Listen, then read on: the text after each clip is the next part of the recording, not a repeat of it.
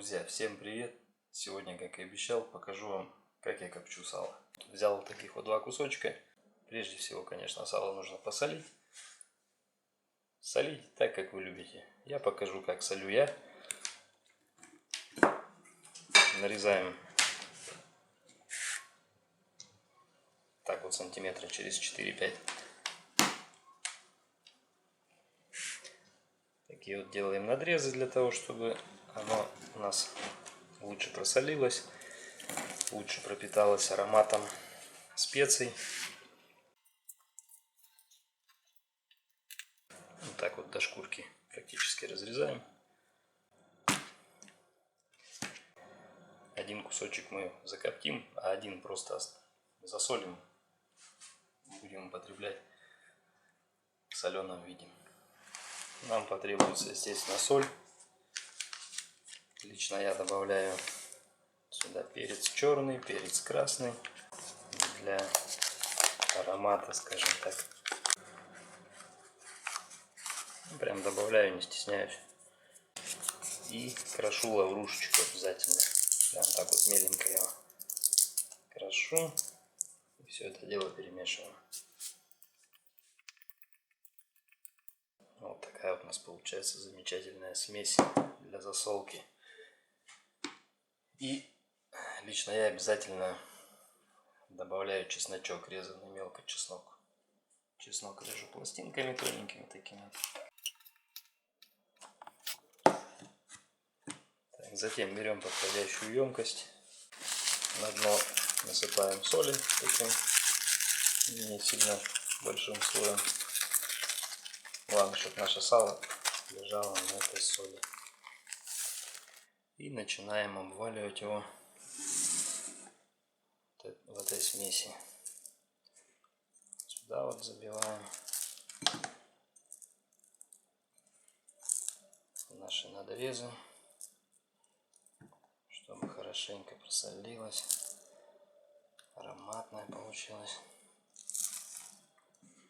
Упаковка.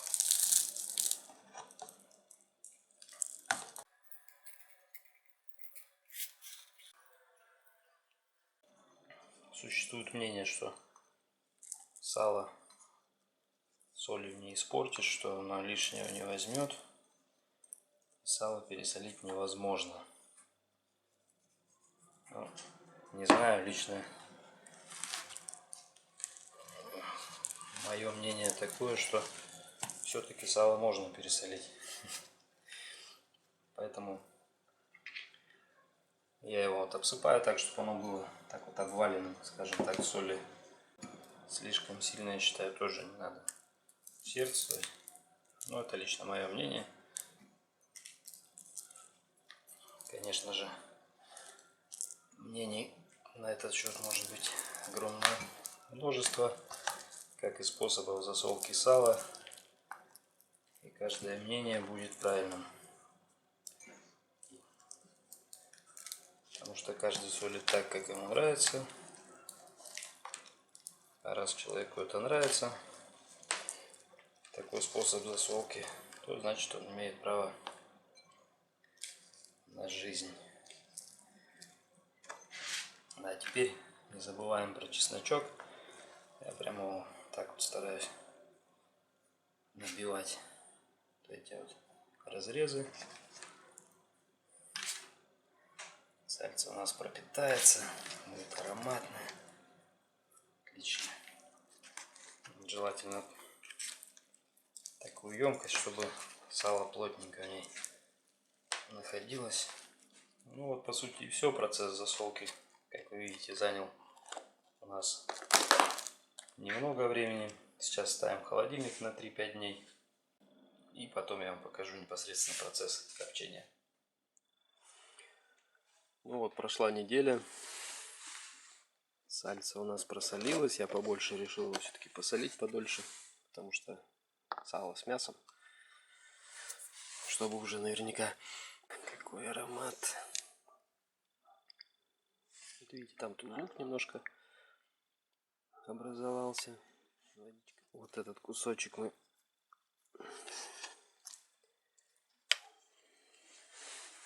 оботрем Немножко специи лишние берем перед копчением. Чесночок вот этот. Он уже аромат свой отдал. Можно уже убрать его. А один кусочек я так оставлю, не буду коптить, просто соленый. Покушаем. Так, ребят, по щепе. Щепу можно использовать любую. Можно покупную, можно самому сделать. Я вот сегодня буду использовать яблоню. В принципе, я в предыдущих видео показывал уже, как я делаю щепу. Но для тех, кто не видел, кратенько еще раз расскажу. Канал же у нас называется «Своими руками», поэтому, конечно же, зачем мы будем покупать щепу, если ее можно сделать самому. У меня есть сад, поэтому весной, когда делаю обрезку деревьев фруктовых, сухие ветки, с яблони, с вишни, с груши, я несколько сухих веточек такими кусочками нарезаю и оставляю. Ну, вот так вот с помощью болтореза я ее откусываю. Она при этом так вот раздавливается, расщепляется, и получается прям идеальная вообще щепа. Вот видите, как ее раздавливает. И все, пару минут, щепа готова. Одной такой веточки нам хватит за глаза.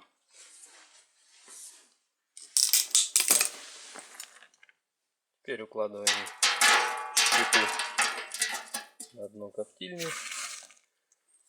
Стараемся ее так распределять, чтобы она более-менее равномерно лежала и в один слой, чтобы лучше дымило. Все, ставим поддончик, на который у нас будет капать жир вытопившийся. Коптить буду на верхней решетке,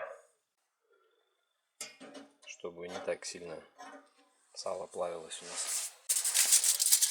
Небольшую полоску фольги кладу, чтобы сало не прикипало к металлической вот этой решетке. Вот так. Ну и все, закрываем и ставим на огонь. Сначала я ставлю огонь побольше, чтобы щепа задымила как следует, а затем интенсивность горения уменьшаю, чтобы сало сильно не плавилось. Что касается времени копчения, я лично долго не копчу, так как копчение горячее, сало такое становится как вареное, что ли. Вот, я так немножечко, минут 20, наверное, его держу, может быть побольше, когда смотрю, в общем, заглядываю по состоянию, по его смотрю, чтобы так сильно не сварилось. Вот, кто-то любит посильнее, подольше покоптить, это дело вкуса. Тут каждый уже для себя выбирает методом эксперимента и так далее, методом проб и ошибок. Вообще копчение такая тема очень интересная в плане разнообразных возможностей. Это вот прям такая творческая тема. Можно здесь и методы засолки разные использовать. Кто-то вообще предварительно варит, когда вот сало вот такое с мясом, отваривают минут 40 в воде и потом немножечко на небольшое время, непродолжительное время в коптилку после того, как оно остынет. И оно вообще такое получается мягкое, мясо мягкое, ну как вареное. Тоже можно так попробовать. Вот. Я вот его солю предварительно, тогда, ну, конечно, мясо такое более плотное получается, пожестче. Вот. Но мне нравится так, чтобы было что пожевать. Можно экспериментировать с разной щепой, да, разная щепа дает разный аромат, присущий только ей. Время копчения, кстати, задымило, дымок пошел, как вы видите. Все, сейчас я огонь убавляю. Вот теперь ждем минут 20 и потом я вам покажу, какой получился у меня результат. Так, ну вот сало уже достаточно прокоптилось. Давайте посмотрим, что у нас там получилось. Вот такая вот красота. Сейчас я его достану. Вот, друзья, вот такая вот красотища у нас получилась. Сейчас ему, конечно, нужно дать немножко отдохнуть, чтобы она остыла. И можно будет снимать пробу. Посмотрите. Вот какая красота.